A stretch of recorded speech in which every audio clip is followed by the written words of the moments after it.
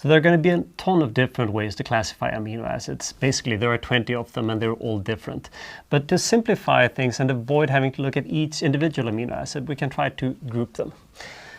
And there are a couple of different groupings that I like to use. This one is an obvious one. There are some non-polar ones and they corresponding like small hydrophobic ones. Remember the hydrophobic effect, that's going to be important.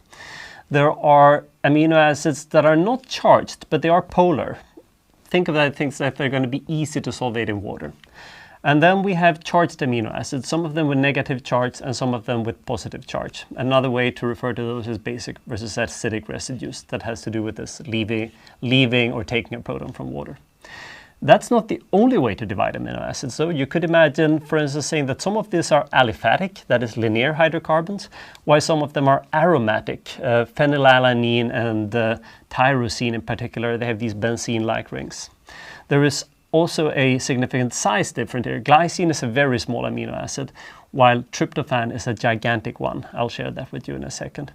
So depending on what you're interested in, these properties means that in many cases, you can take one amino acid that nothing bad will happen if you replace that for another similar amino acid in the same place in a protein.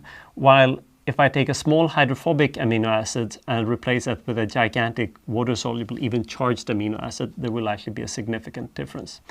So I don't necessarily expect you to know the formula for each amino acid by heart, but you need to have a gut feeling for if, for instance, if alanine is a hydrophobic or hydrophilic, or in this case, kind of intermediate amino acid, and that tryptophan is a big bulky one. But why does that matter? These are just small chemical compounds. Why are the side chains here so important, and why are they more important than other things? That has to do with the protein part that I've only hinted this far, but it is a pivotal result in molecular biophysics. So when we move on from amino acid to proteins, there are a ton of proteins too. Sorry about that. And there's a huge difference in size. So starting from something small here, the cytochrome domain or a ribonuclease, cool protein, we'll get to that in a second. They're tiny. They're in the ballpark of 100 amino acids. Well, maybe not so tiny, but they're certainly tiny compared to the titin, which is a component in my muscles.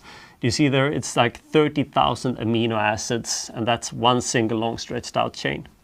That protein factory we looked at, the ribosome that reads messenger RNA, uses tRNA and creates a protein, that consists of 58 different protein chains in many cases, and RNA too for that matter. So they can be very, very complicated, and each of these has a unique function. But that function might be created by some sort of special life process that breathes the life air into the ribonuclease or titin. And you might laugh at that, but that's not at all such an obvious result. In the 1950s, we didn't know that until Christian Amundsen proposed something.